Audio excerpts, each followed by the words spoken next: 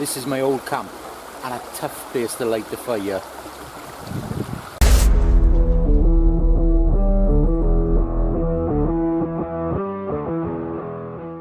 Good morning folks, welcome back to the channel. As you can see, I'm in a broadleaf woodland, and this is the old woodland where I basically started off my bushcrafting. As you probably realise, my regular fixed camp was logged a fortnight ago and it's forced me to come down here. The intention today was to look for a new camp in that area in the conifer patch, but unfortunately they're still working the area. I think I found a spot, but I can't go back there until they finish their logging operation, unfortunately. So I'm here in a very wet broadleaf woodland. It's a nice day today, forecast is great, but it rained all night and everything is soaking here, and I'm going to have a hell of a job to light the fire. If you watched that video, the end of an era video, you would probably have seen me grabbing a pile of split kindling, putting it in my pack, and that's because I knew if I was going to come here I would need help lighting a fire, especially when it's wet. It's not so bad in the dry, but what I'm going to do, I'm going to have to find some fuel first. As I said, it's soaking wet here, but I have seen a tree up on the bank which is dead standing. I think it's a birch, but I can't tell because it's a bit far away, and there's no branches on it and there's some exposed bark. It looks dry, so that's my fuel covered. I gathered some twigs on the way in which are soaking, but they're nice and seasoned, so they'll have to go on top of my brought in wood, which is something I don't like doing, and I've seen other YouTubers in the past going camping and taking a big bag full of shop bought split birch or conifer wood, whatever it is, and that does wind me up. But I did know I'm going to need it here at this time of year. It's the 4th of Feb and it's wet, and I think it's Alice Cooper's birthday today, so happy birthday Alice Cooper. What I'm going to need to do, I've got no tripod or anything, so I'm going to have to cut the tripod, clear the ground, get some fuel, do some splitting. Got a small axe with me today and a silky big boy saw, so it shouldn't be a problem. It's just going to take a while. Well, it's a lot bigger than I expected from down there. It shouldn't be a problem.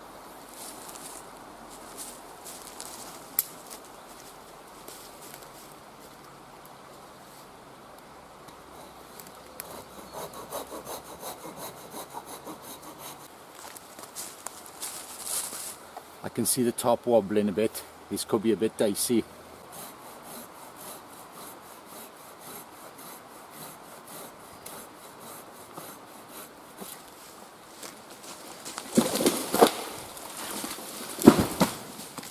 Down.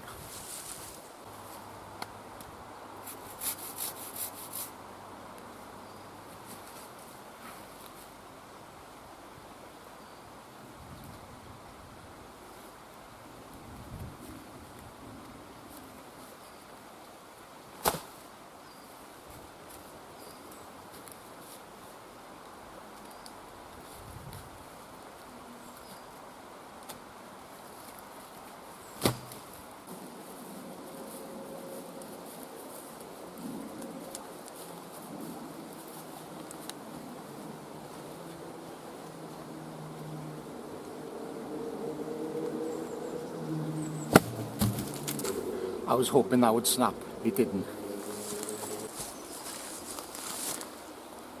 It's a bit wet. That could have been a complete waste of time.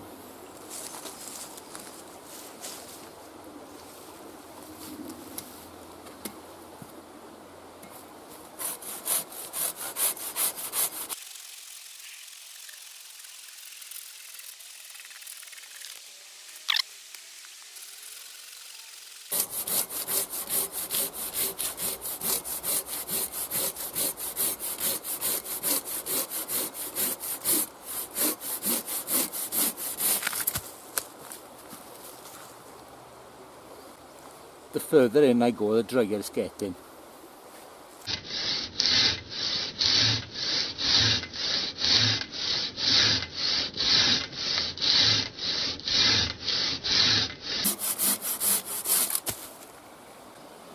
Nice dry heartwood there. Put it on the lips. Let's just hope my little axe can go through here now, innit?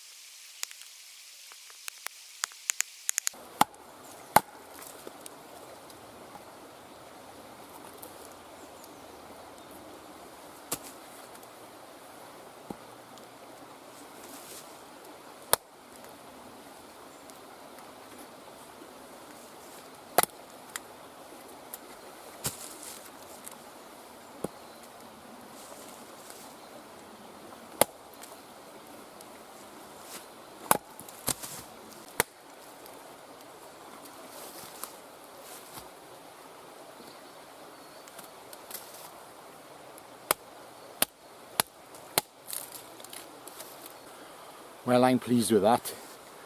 A few whacks just to get that split sorted and then turn it over, work the treat. Obviously I didn't cut them too long, then you only had a small axe. Now if I'd have had my splitting axe, piece of cake. This stuff splits easy.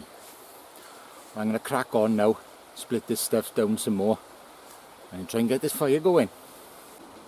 I've made sure I haven't put my dry splits on the ground, so they're resting on 2 logs. The larger ones are resting on 2 halves, and I'll probably, when I get the fire going, I'll split them 2 down. So with what I've got now, I should be able to light the fire.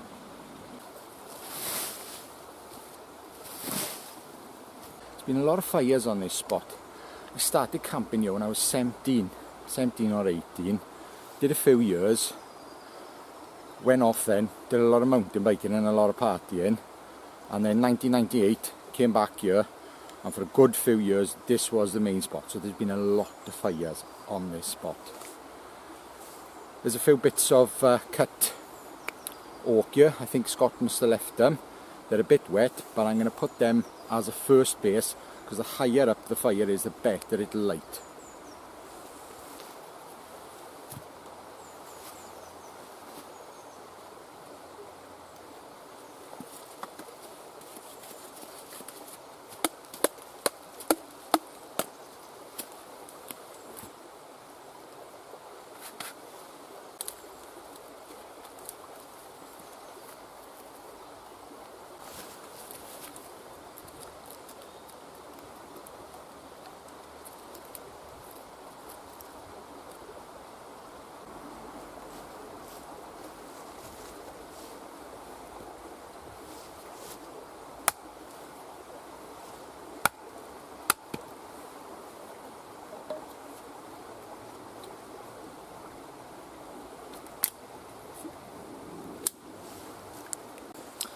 I'm more or less set up now.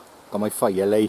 I put some fine twigs on the back to hold the other kindling up, and they've been in the sun, so they're a little bit drier than they were when I came here. Now I don't know whether I use some wax discs, cheat a little bit, or whether I'll make a feather stick. See how I feel.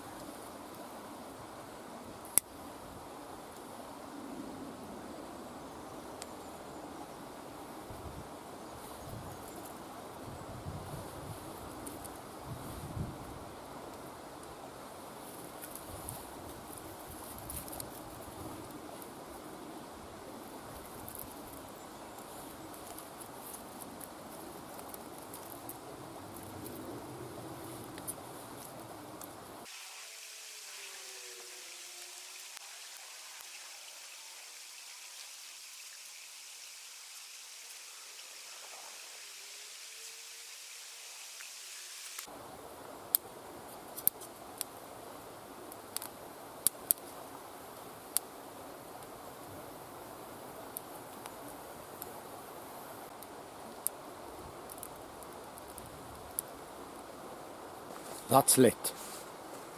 1 hour. Exactly 1 hour. And that's using some stuff from home as well. Didn't use much mine, just enough to make them few feather sticks and a couple of little splits. But it's lit.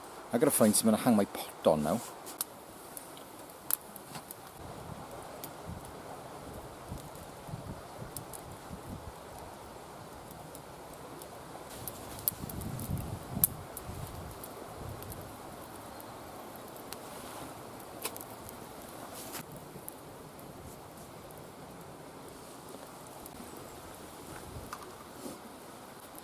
Changed my hat because I got warm. Well, see how much work that was, and I had a little helping hand. Yeah, I truly hope you live somewhere drier than me, so it's easier to light fires. You know the old sayings, don't you? If it ain't raining, it ain't raining. Well, it wasn't raining, but it was soaking wet. Yeah. Train hard. Well, I'm going to enjoy a cup of tea now, because it's been a while.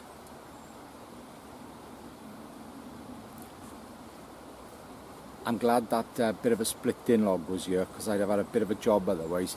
I'd have probably had to cut another section of the birch and split on that. Not that it takes very long, Silky Saw whips through it, and it's semi-rotten anyway, so it's quite easy to cut. It's burning well now.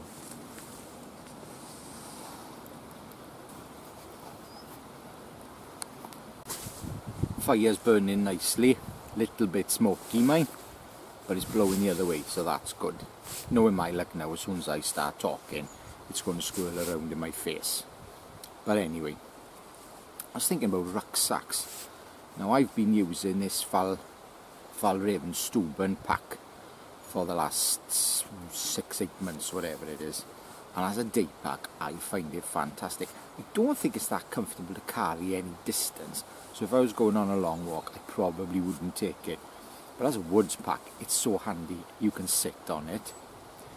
You don't have to open the top and rummage around for things. You can open the zip on the front. It's orange inside, so you can see. It's got a nice pocket on the front that'll fit my bushcraft knife, my fire lighting kit, my med kit's in the front.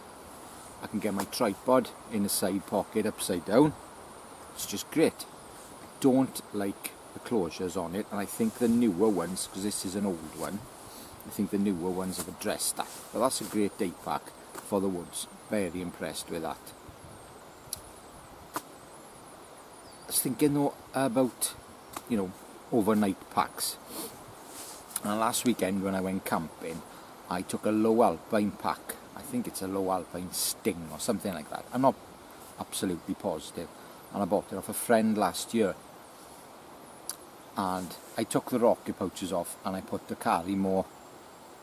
Can't remember what they're called, but there's two big pockets on each side. And I use them because I can fit 2-litre Nalgene bottles in a pocket. So I usually use about 4 litres of water in 24 hours. Probably a little bit less, but that covers it, and I can probably put the fire out as well with that. So that's great. I like that idea. But I really like my old LK35, the Swedish Army one. I think that's a great pack, and I have modified mine, and there is an older video on it. I leave a link right at the end of this video. So I modified it a bit a few years ago, and what I did, I actually lifted the pack up 6 inches, I think it's about 6 inches, and I made a big canvas roll to go underneath, open-ended roll with a strap on it, so I can put anything dirty like a tent, hammock, tarp, that sort of thing in there out of the way, and keep the main pack for my food, clothes, blah blah blah. I also put 2 British Army PLC pockets, water bottle pockets, attach them to the side with a gap so I can put things down. So it's great. But I was thinking the other day, I got quite a lot of packs, by the way. Carrymores, Burghouses, I got quite a lot of them. But I really like that pack, so I've modified it a bit more. Changing the buckles on it. I've ordered some G-hooks, I'm going to put some new straps, whereas I was attaching the roll underneath with bungees. I've got some straps for it now, so they're going on. There's various clips on it in different places, but the one thing I don't like about that pack, the closure, it needs a snow lock. But the material is so thick, there's no way I'm stitching one on by hand. So I've been looking for a big orange, 70-litre orange dry bag that'll fill it, and then I can cinch it down and then close the lid on it. Do you think I can find one? Oh, there's plenty on eBay, but they've got no orange in stock, and I don't want to pay £20 for it. It turn up and it doesn't fill the pack. So tomorrow's my birthday, and I got a nice day planned. I'm going out for a nice breakfast in the morning, and then I'm going on a pottery class. Something I've always wanted to do, so my wife's arranged it for me. So I'm going to learn how to make pots on a wheel. I'm looking forward to that. And then I'm going to some outdoor stores. We've got a town called Brecon here in Wales, and there's 2 decent outdoor stores there, and there used to be 4, but there's only 2 now, and I'm hoping that one of them will have one for me. And what I'll do when I finish my LK, everything's done, I'll probably do a little video on it.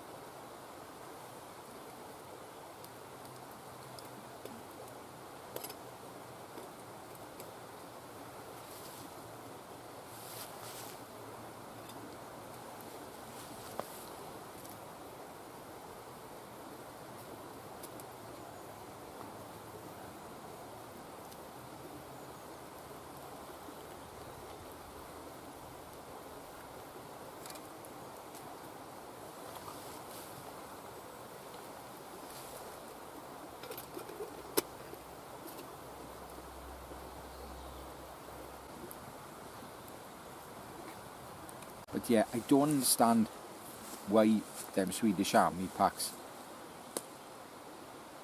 are made that way, with this stupid closure, that if you closed it all the way, you've got that much of lid area and fresh air. You know, you just pull it down.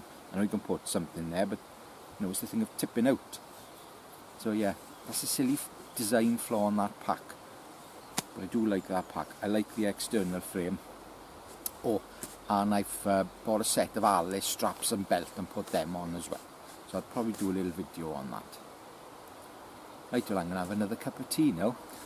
I didn't have anything more bushcrafty to do today because the plan was to look for a new site, and it didn't happen.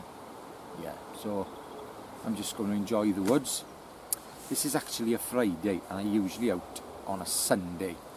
But because the forecast was good, and the forecast is bad on Sunday, my knife making day, which is usually a Friday, will now be Sunday. So if you're waiting for a knife from me and you're thinking, oh God, he spends most of his time in the woods, I don't spend most of my time in the woods. I spend most of my time in work and in the shed.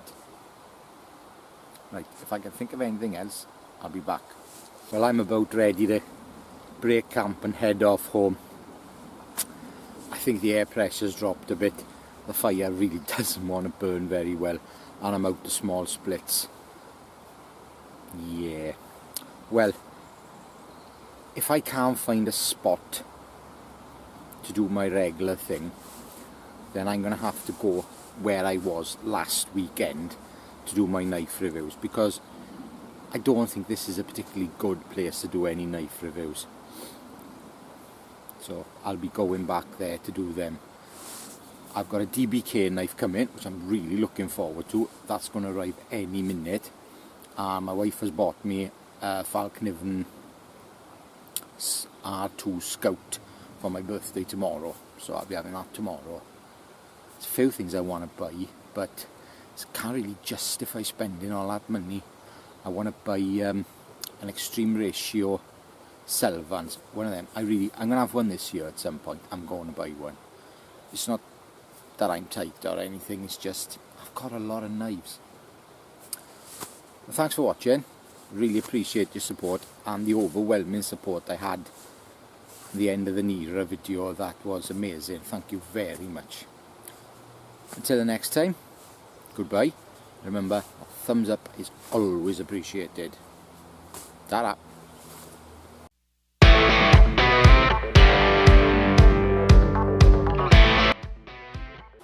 If not, about 10 miles away from Brecon, there's a small town called Crickhowell. Say that in a rush. And there's a tidy outdoor shop there. I'm going to go there as well. So that's my day plan for tomorrow. Breakfast, pottery, shopping. Can't wait.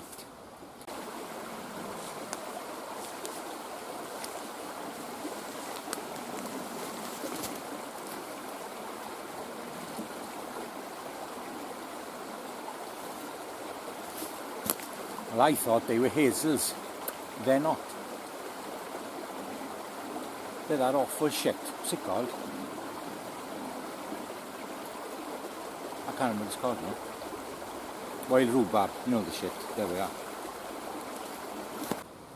Yes, so don't say so, stuff that. You know the old saying, train hard. Nick does that. Forget that, start again.